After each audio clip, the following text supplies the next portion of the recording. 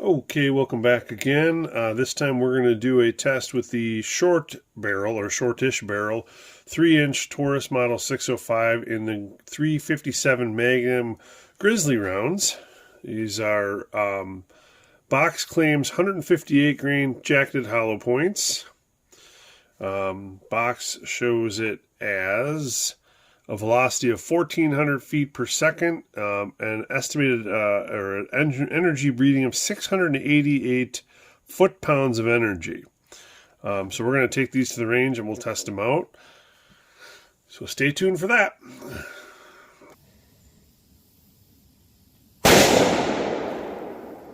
$15.04, 1504. All right, the 357 hit right here. Blew open the top of the block. Made some big wound channels in there. Ended up right at 17 inches. Dig it out. Here's that Grizzly 158 grain 357 mag. $14.96, 1496. Okay, that Grizzly 357 had hit right here. Real good disruption down in there this time for the Grizzly round. Real good wound track. Passed through the first block into my second block. Stopped right down in there. We'll look at it from this side. Again, it's this wound track right here in the front. That's the 357. Really good disruption on that one for clear ballistics. As far as depth in the block, if we look down there, the leading edge on that one is right at about, we'll call it 15.5 inches in the gel, which is pretty ideal. And we'll dig that one out here. And there we go. There's the Grizzly 357. Pretty good looking hollow point. All right. 1484. Okay, welcome back from the range. I hope you found that extremely interesting, because I know I did. So interesting to say that I didn't believe it. A box that claimed 1,400 feet per second. No barrel length is listed, but nobody tests a 357 and puts it on their box unless they claim it's a short barrel test out of such a short barrel. So I was kind of confused with those results. Again, my 3-shot average was 1,495 feet per second out of a 3-inch barrel. That is still pretty darn fast for any weight 357, but for 158 grain, it did not seem believable.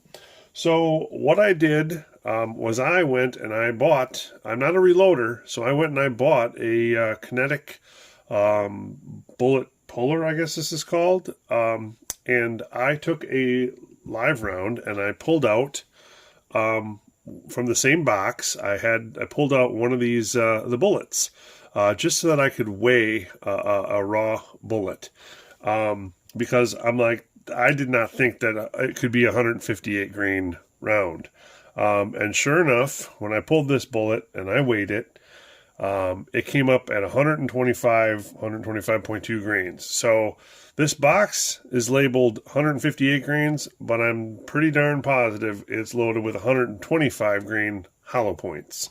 And it gets real interesting here because if you go to Grizzly, they don't currently offer 125 grain jacketed hollow point in 357 Magnum. Now, I will say that I did not buy these rounds directly from GrizzlyCartridge.com. I bought them from a third-party company, but it was a reputable company found on AmmoSeek.com.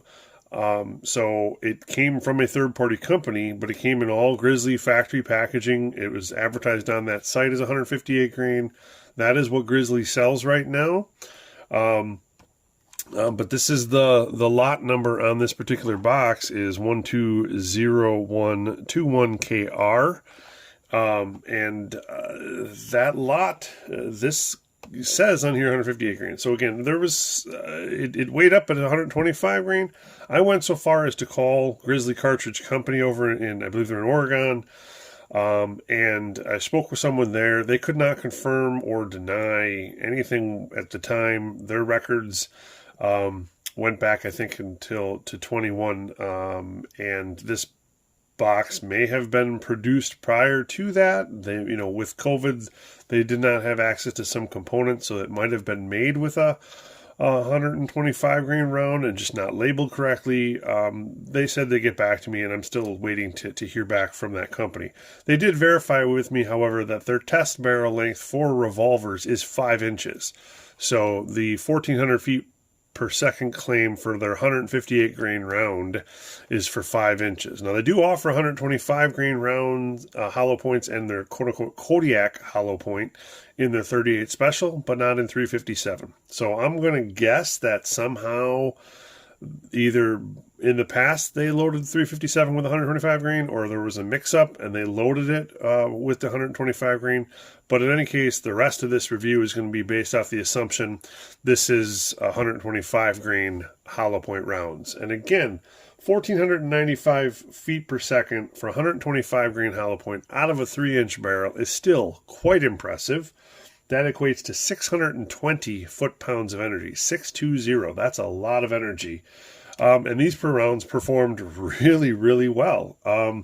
As far as, I'll throw them up here, we'll talk weight retention, and we'll talk about depth penetration and the expansion. But this was, again, from the left-hand side, this is the homemade calibrated ballistics gel. Right-hand side is clear ballistics. The calibrated homemade gel did produce a bigger expansion. And ironically also penetrated more deeply, which is usually not the case.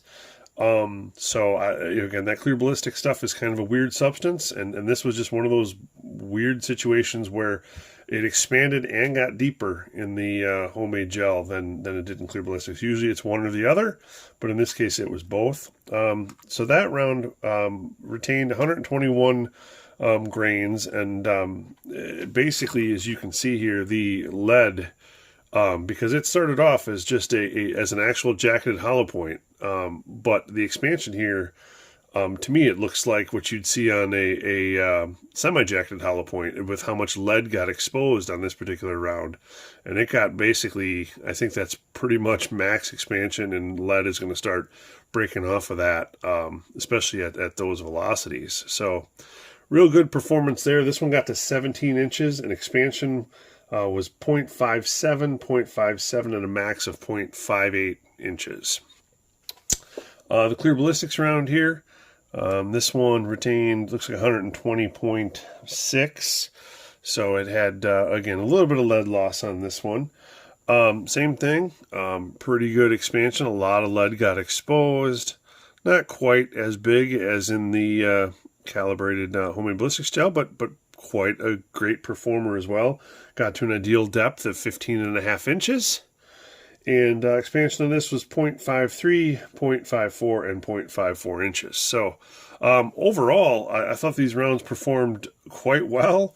I don't think you can ask for much better, but it became an interesting little story in that it is not what's labeled on the box. That is not what you get. So I think it's just an exception. If I find out more information, I'll post some additional comments down below. But at this point, the Grizzly 125 grain jacketed hollow point 357 Magnum did really, really well. I don't have the 158 grain, it appears, so I can't speak to those. But if you can find it 125 grain, again, I'd be hard-pressed to find a better performing hollow point in 357 at this point. So stay tuned for the next one. Hope you enjoyed this video, and go ahead and comment if you'd like. Take care.